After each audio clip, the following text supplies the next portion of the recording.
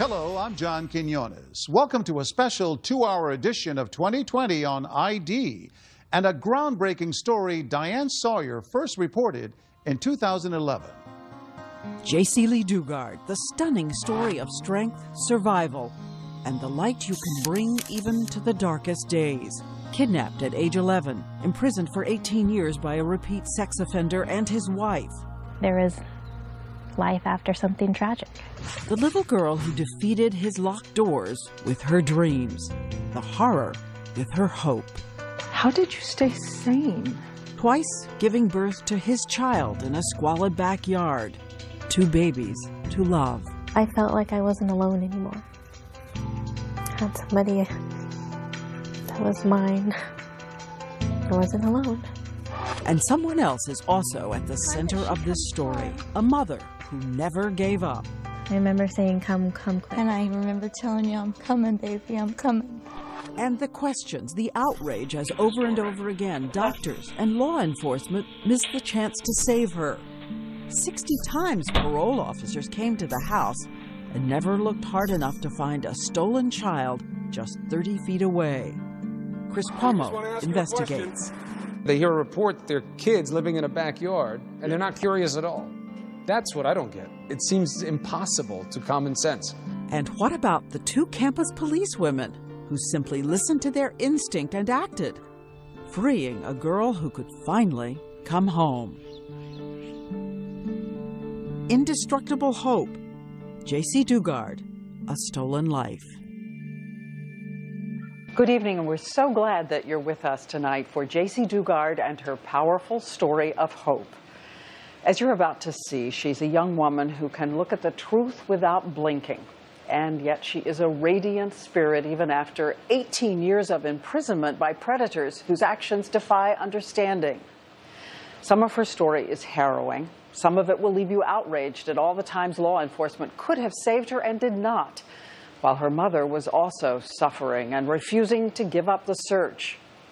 But in the end, Jaycee Dugard will find a way to save herself until the day she can call and say, I'm alive, I'm coming home. She was a little girl with a name right out of a storybook, Jaycee Lee Dugard, age 11 years old. Hello? A girl who loved her mom, her little sister, a cat named Monkey, and school and books and stories, and by holding on to the memory of everything she loved, survived and would triumph after a battle in a monstrous backyard, where a convicted sex offender let out of prison early Philip Garrido and his wife Nancy, kidnapped her, handcuffed her, imprisoned her, forced her to give birth outside. And over again, dozens of times, law enforcement would miss the easy opportunities to find and save her. For 18 years, she'd be forbidden to say her own name. So this is how her book, A Stolen Life, begins. Let's get one thing straight. My name is Jaycee Lee Dugard. I was kidnapped by a stranger at age 11, and I want Philip Garrido to know that I no longer have to keep his secret. I was happy. She is 31 years old. She looks impossibly young. I know, I was worried about should I wear heels? She's also someone who laughs a lot and delights in ordinary things on ordinary days, like learning to drive at the age of 29. I go to park, and I get out, I'm like, oh God, I did really good. And my mom's like, but look where you parked. And I was like, taking 2 spaces? You would never know what she survived. Oh, my pine cone? Unless you notice how her face changes when she speaks of the past. And the charm around her neck, it's a pine cone. Back then, it was the last thing I touched. You know, the last grip on me. Now it's a symbol of hope and new beginnings, and that there is life after something tragic. And she has a message that is both simple and profound about hope, survival, and what it meant to have a mother who would never let go. It is June 10th, 1981. Jaycee Dugard wakes up in this house in Lake Tahoe, California, where her family's moved because it's a safe place to live. She's in the 5th grade and remembers worrying about the field trip coming up because she's so shy. Remembers dressing in her favorite all-pink outfit. And she remembers the mom she absolutely adores had to leave early for her work as a typesetter at a print house and didn't do something she said she would do. She said that she'd give me a kiss goodbye. She didn't. I wasn't mad. I just, thought I'd catch her when I got home, tell her, you got to give me a kiss next time, She also remembers there was something she had wanted to ask her mom. I wanted to ask my mom if I could shave for the field trip. Shave your legs? Yeah. Big question Didn't want to be for her. embarrassed. Yeah. Didn't want to be embarrassed. So that was the big question on my mind. She walks up the hill from the house to catch the school bus, the way her mother taught her, looking out for traffic. Walked up the side of the hill. That was the safe way to go against traffic. And halfway up, my world changed in an instant. I thought, oh, somebody's looking for directions. A gray car pulls up. A man rolls down the window. And his hand shoots out, and I just feel numb. My whole body is tingly. I don't know what it's from. I fall back in the bushes. She had been paralyzed by a stun gun. I lost control of my bladder. I wasn't even embarrassed. No time to be embarrassed. On the ground, she feels something with sharp edges. That pine cone. The last thing she touches before she comes to, face down on the floor in the back seat of a car. I remember my throat felt very dry and scratchy and like I had been screaming, but I don't remember screaming. The man behind the wheel is that convicted sex offender, and holding her down on the floor in the back is his wife, Nancy. The district attorney believes Nancy scouted the little girl for her husband as a prize. Did they say anything? Did you hear anything? No, not at first. After we were driving for a while, I heard the driver say, I can't believe we got away with it. And he started laughing. I think I blacked out again or something. It was like the most horrible moment of your life times 10. 120 miles later, this is where the car stops, a house on a neighborhood street. Garrido tells her to be quiet. I said, I think it's probably one of the only things I said was, my family doesn't have a lot of money, they can't pay the ransom. That's what I kidnap as ransom, right? Yeah. No. Not always.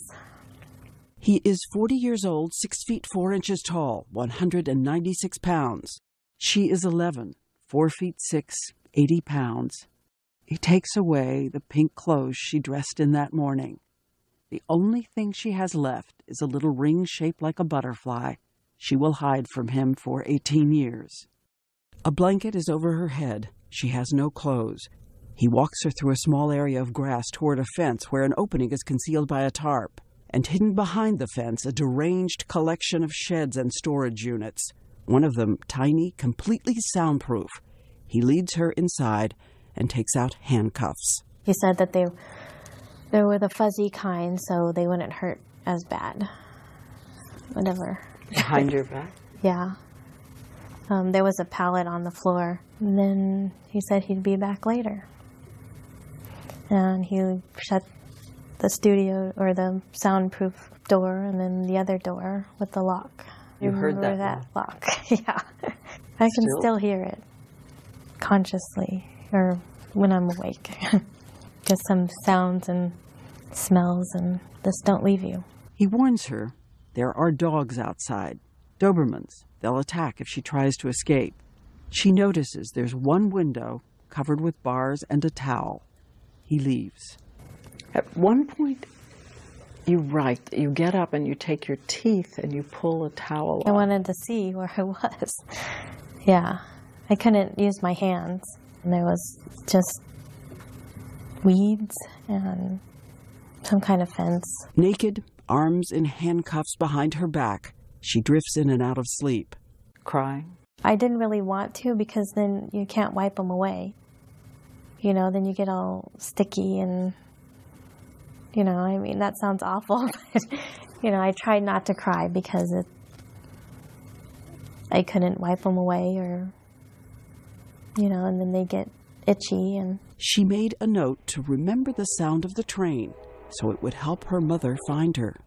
then later it was just listening to lawnmowers and airplanes, anything for human contact, I guess. I was so lonely. I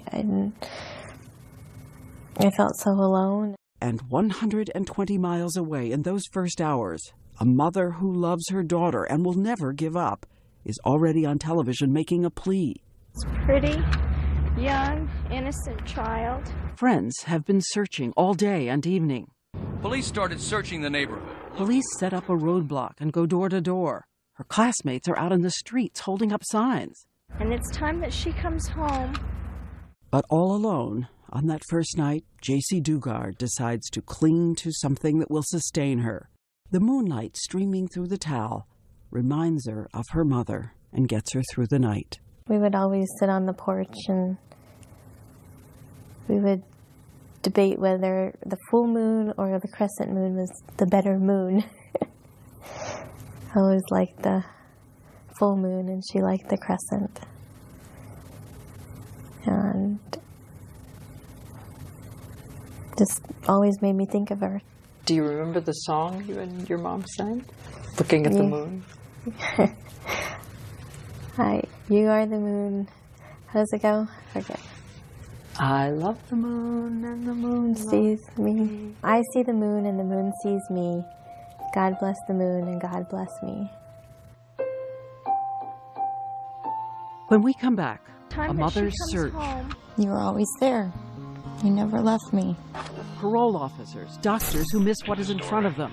This is the And the studio. story Jaycee Dugard will tell for all the victims of sex abuse. A story she says is his shame, not hers. Stare it down until it can't scare you anymore.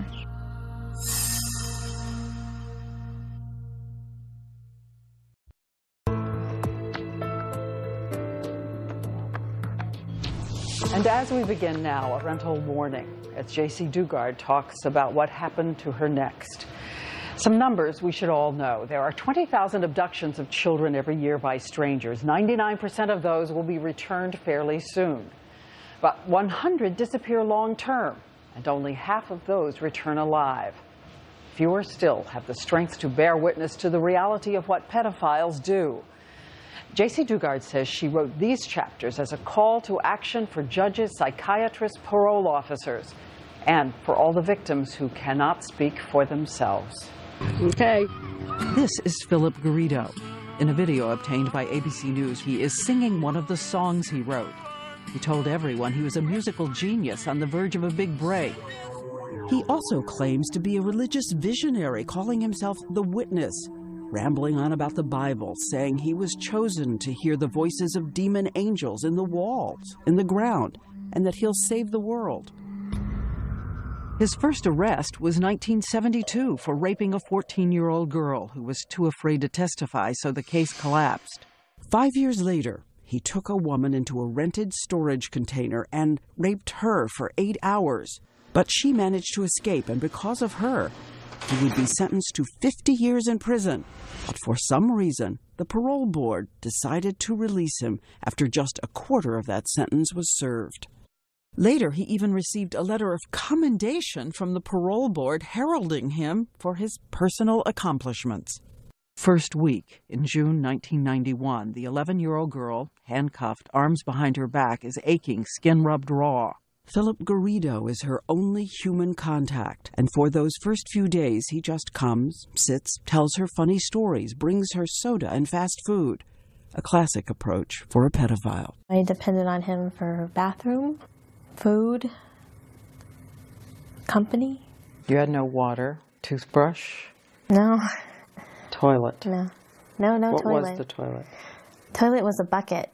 Well, I had handcuffs on, so it was very difficult. So She writes in the book she has no idea what he's planning to do. She's never heard about sexual abuse. Had you ever heard the phrase?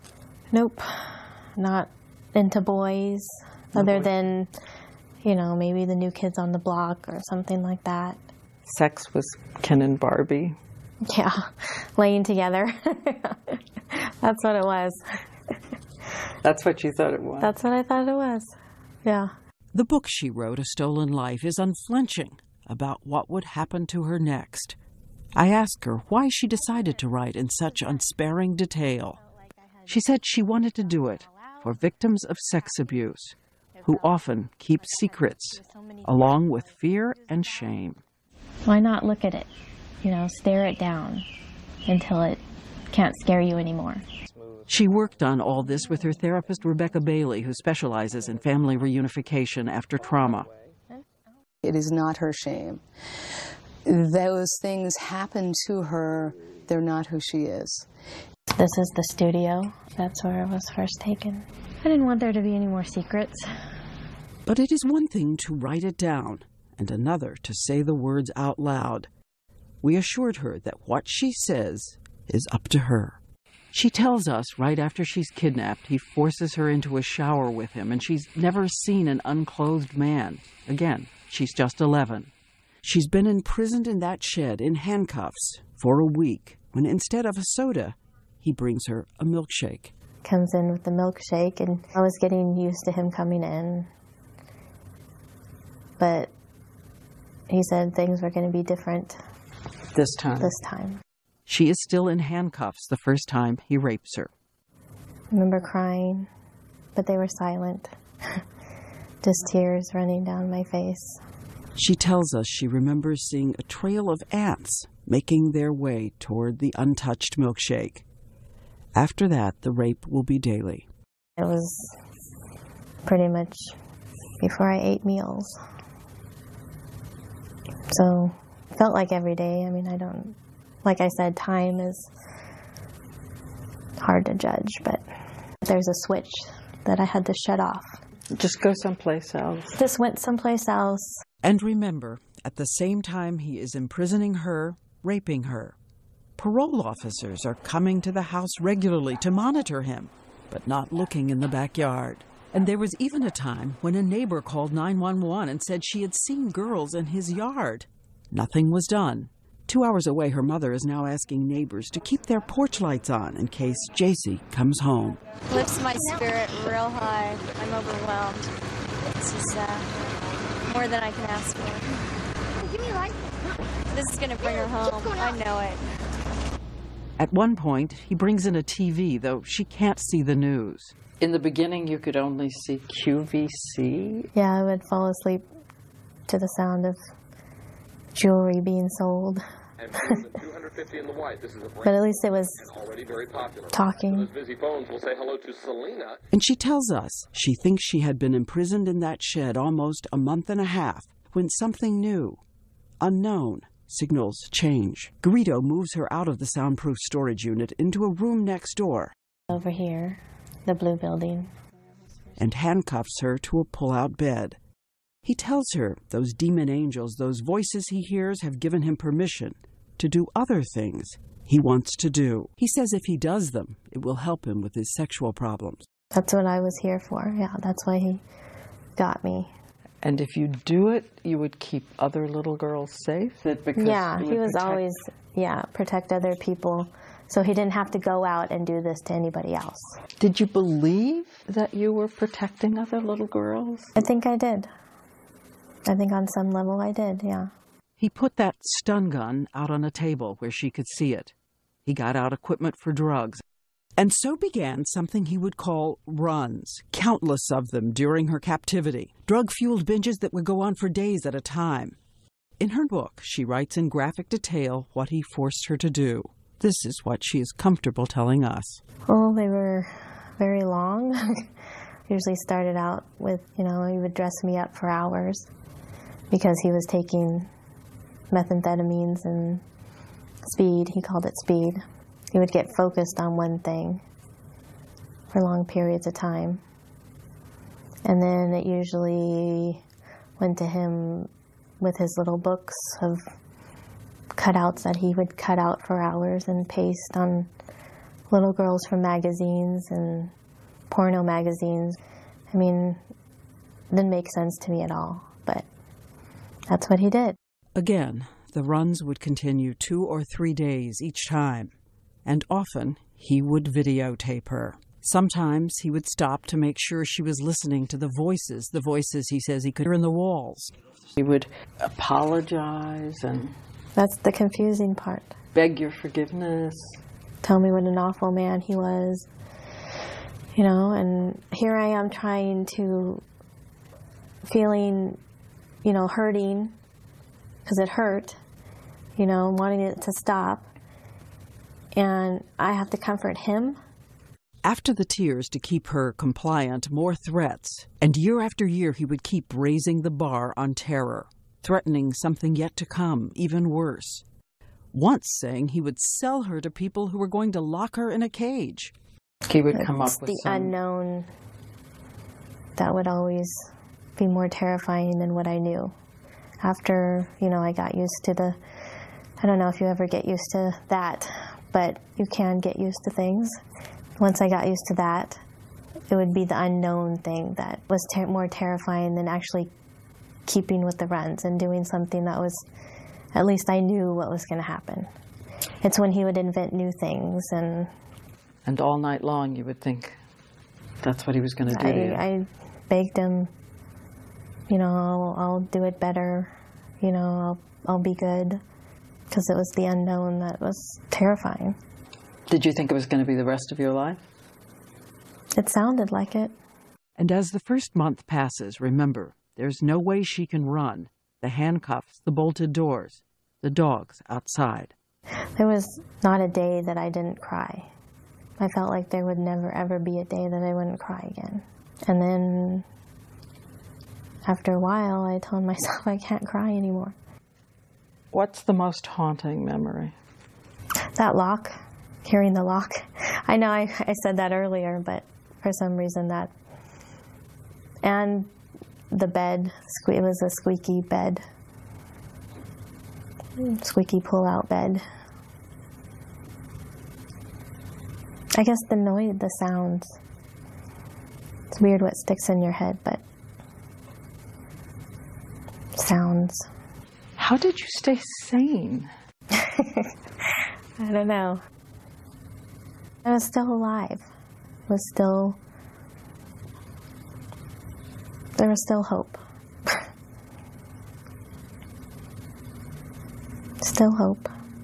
I'm trying to imagine how you are coping. I'm trying to imagine.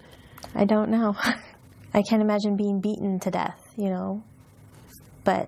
And you can't imagine being kidnapped and raped, you know. So it's just, you just do what you have to do to survive. And again, she says she is telling her story so that the thousands of other survivors of sexual abuse know that survival is your strength, not your shame. It's that T.S. Eliot quote you have in your book. Yeah, I had about hope. Thinking I have to hope in something. Hope was in the wrong place. But sometimes you just have to hold on to any kind of hope to survive. And there is one more measure of Jaycee Dugard's willingness to stare down the truth. Prosecutors ask her to review those videotapes he made. She says it was painful, but she did it to be sure he had not kidnapped any other little girls, and every tape was of her.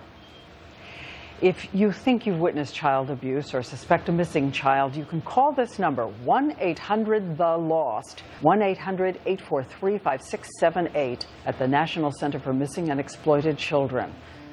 When we come back, a mother moving heaven and earth to find her child, and 7 months into Jaycee's imprisonment. Some ways she's just as evil as Philip. A new jailer, new fears. Very twisted minds.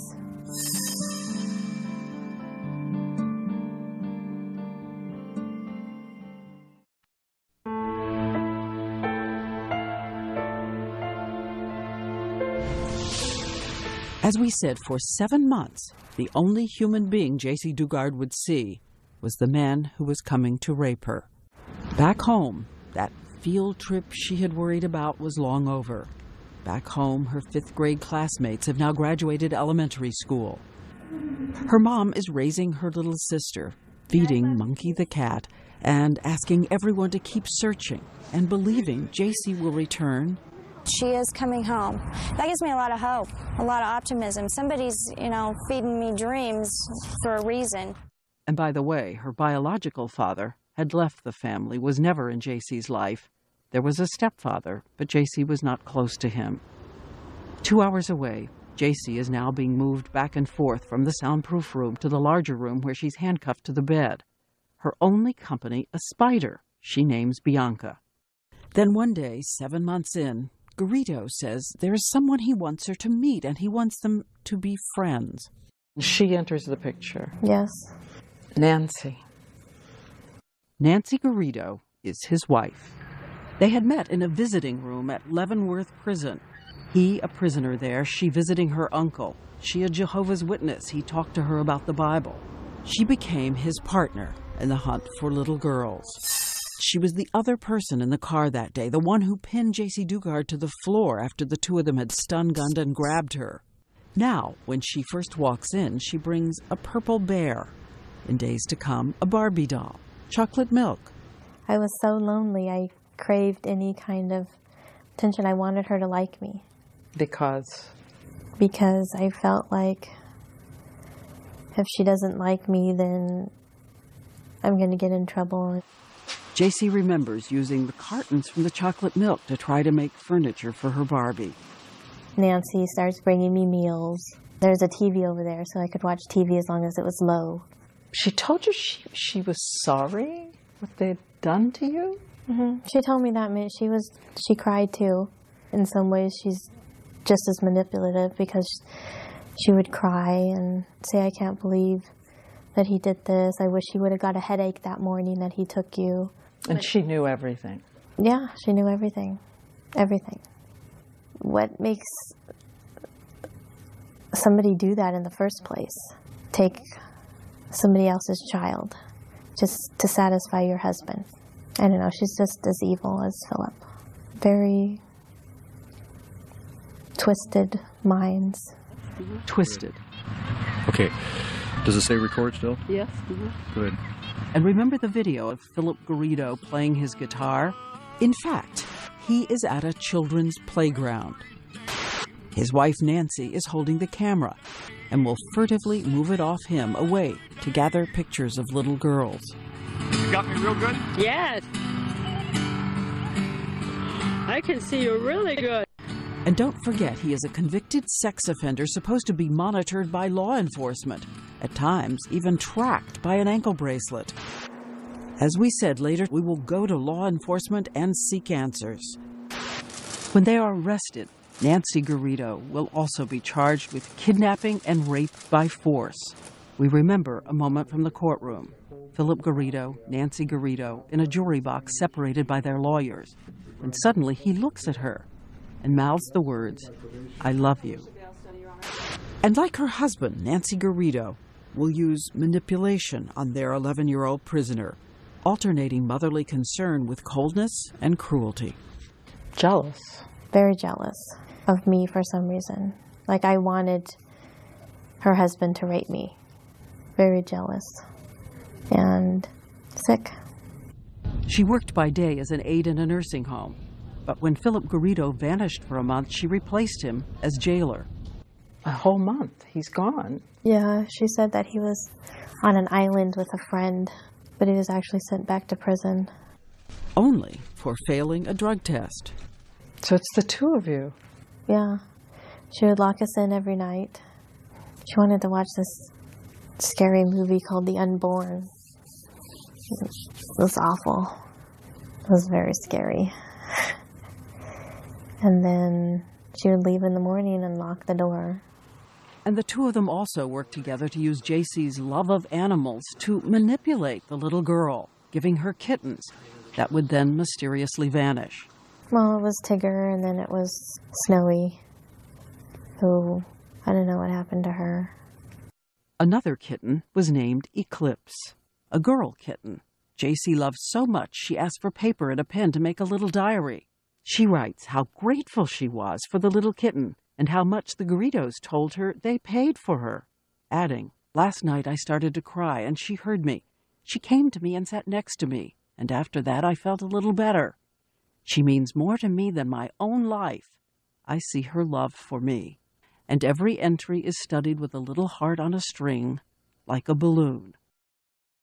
The little kitten Eclipse would also disappear during one of Garrido's drug-filled runs. Garrido happened to notice that his captive had signed her name, Jaycee, on that journal.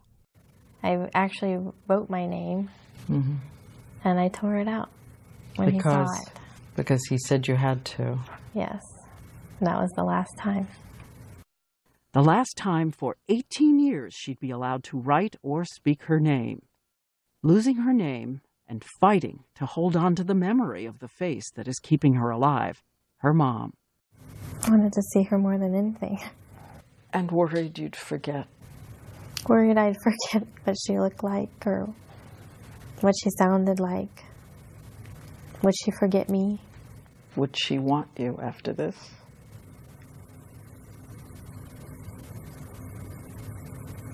Yep. Being a mom now, I know that she never forgot about me because I can never forget about my kids. But, when you're a kid and you think you're easily forgettable. And her mother, Terry, is also fighting to hold on as 1 year passes, and then a second. She's alone except for her own family and friends, some of whom quit their jobs to help her. On TV, she shows Jaycee's room untouched since her disappearance. It's where Terry says she goes to pray every night. Even though she's not here, she's still in my heart. And when 34 months have passed, 1,029 days since Jaycee Dugard was kidnapped, sometimes the handcuffs would come off. Do you remember the day you weren't handcuffed anymore? I don't remember the exact day. Just all of it. I don't know if it was all of a sudden. It was over time. But she would still always be locked in a bolted room. One night, the Garridos are with her. They are watching the 10 Commandments on TV. For the first time, they bring her cooked food, corned beef and cabbage. It's Easter, 1994. And then they tell you they think you're pregnant. Yeah. 4.5 months pregnant, 13 years old.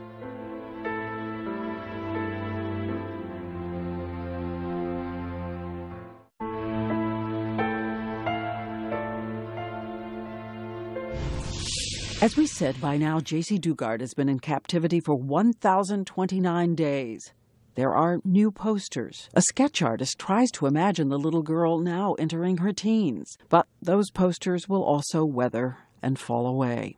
By now, her mother is holding rummage sales to raise money for private investigators.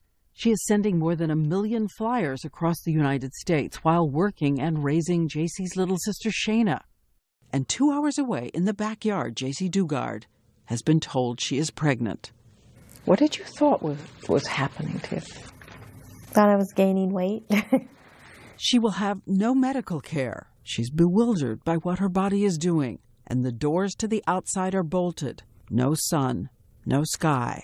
She learns the link between sex and pregnancy from TV. Did you have any idea what it meant to give birth? No, I had never seen it happen. There was this show that he would talk about a lot, Growing Up Baby or something like that. So I'd watch that, and he was watching birthing videos and just learned. And he said that he would read up on it and he would do it? Yeah. She makes up little stories she tells to the baby growing in her stomach. August 18th, 1994, you're how old? 14. Having a baby in a backyard. Yep, I did. She is locked in, alone, watching Dr. Quinn Medicine Woman when she feels the first sharp pain. You're in labor and there's nobody there. I didn't know I was in You're labor, but yeah, I was still, locked at that time. Just scared. It was terrible pain. I didn't know what was going on. Hadn't seen anybody all day. She will be in labor all by herself for hours. Finally, the Garridos return. They give her codeine. The labor continues for another 12 hours, and with a complication, the baby is still inside her. Philip Garrido uses his hand to unwrap the umbilical cord from the baby's neck. He had seen that on one of the shows, that's what you do, because she wasn't coming out. So he did that, and she came out, and then I saw her. She was beautiful.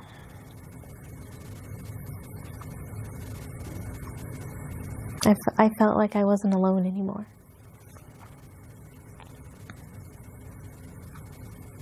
I had somebody that was mine.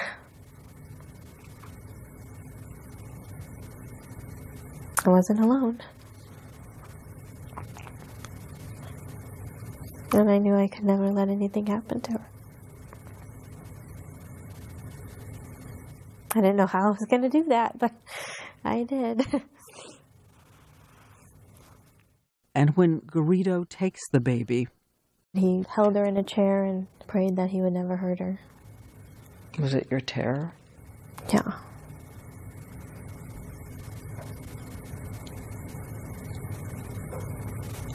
Every day.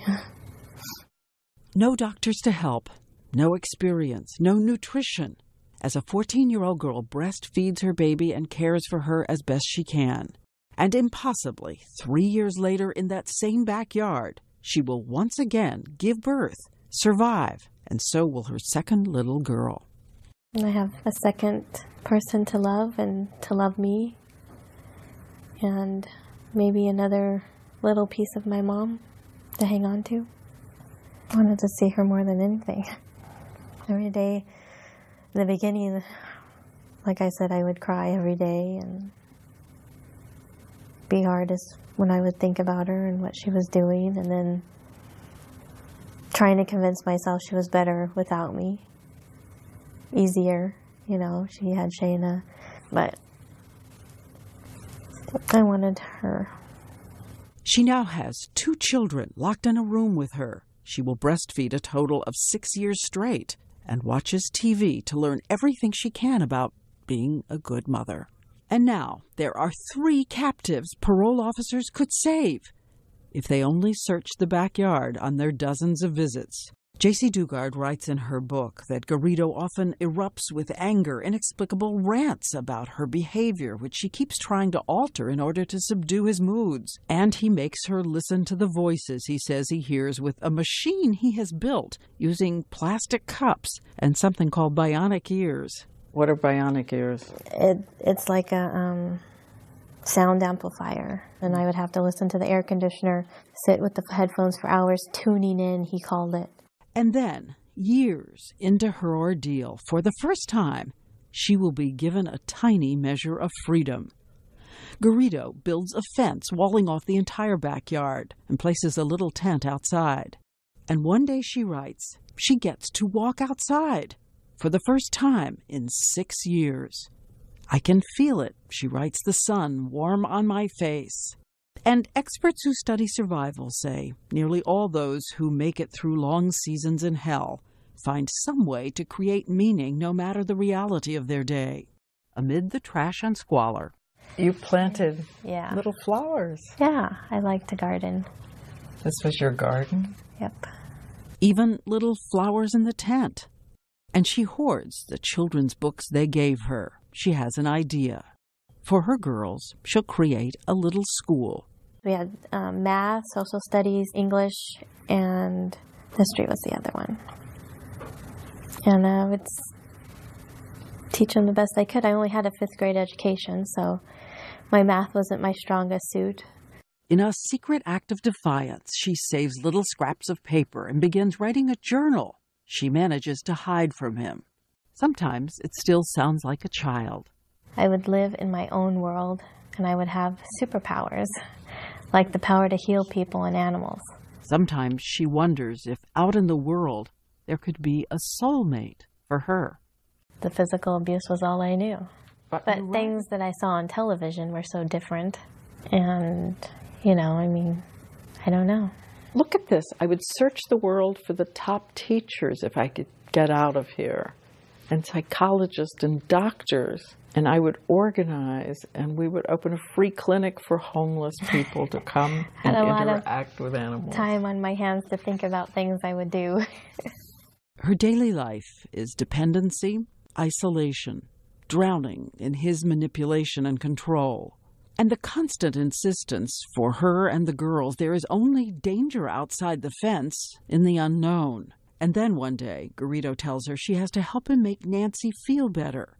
So he's decided that from now on, Nancy will be the girl's mom. Jaycee is just to be the sister. She has nothing of her own. She later writes in her journal, I want to be free to come and go as I please, free to say I have a family, free. Free to have my family. And next, the great mystery. Why didn't she try to escape? Did you think about taking those two girls and running?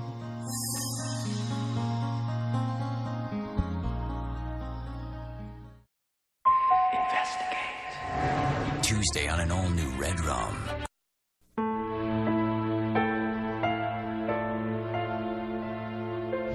Why is this door locked?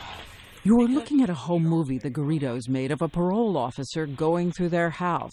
One of the 60 regular visits parole officers will make to check up on a sex offender. The voice you hear is Nancy Garrido taunting the officer. What does a parole agent do for his parolee? Ma'am, you can come in office and we'll discuss that. In a few moments, Chris Cuomo will take you frame by frame through the video and show you the Garrido strategy as the parole officer fails to find Jaycee Dugard 30 feet away. On another occasion, Garrido actually lets her into the house. She even has a casual exchange with a parole officer, not daring to say who she was. I actually talked to one of the agents, and the agent proceeded to give Philip his urine test and left. This made me feel like didn't really care. A neighbor called 911 once and said she had seen girls in his yard. Nothing was done. And so more and more years go by, summers, fall, winter. Jaycee Dugard's little friends from the 5th grade are now entering college. She has been told to take a new name. Who were you? I was Alyssa. I liked the actor Alyssa Milano and Who's the Boss. I couldn't be Jaycee, so I picked another name. And who were you inside when you would be out among people? Hiding. Afraid I'm going to make a mistake and do something wrong. And no one seemed to see you? No, nobody noticed. She said by then she'd gained weight and her blonde hair had turned brown. Did you know that there was an artist's attempt to imagine what you looked like? What do you think? I don't think it looks like me. Which brings us to one of the great mysteries of human behavior. If she was out in the world, why didn't she run? What was the psychological stun gun that paralyzed her action, even when the doors were unlocked? Classic. Classic. Manipulation, being responsible for everything from time to food to human companionship. And you see it over and over again. You do see it over and over again. Her therapist, Dr. Rebecca Bailey, says what happened is not Stockholm Syndrome, but a kind of coping and adaptive helplessness. It comes with years of abuse, when emotional handcuffs become stronger than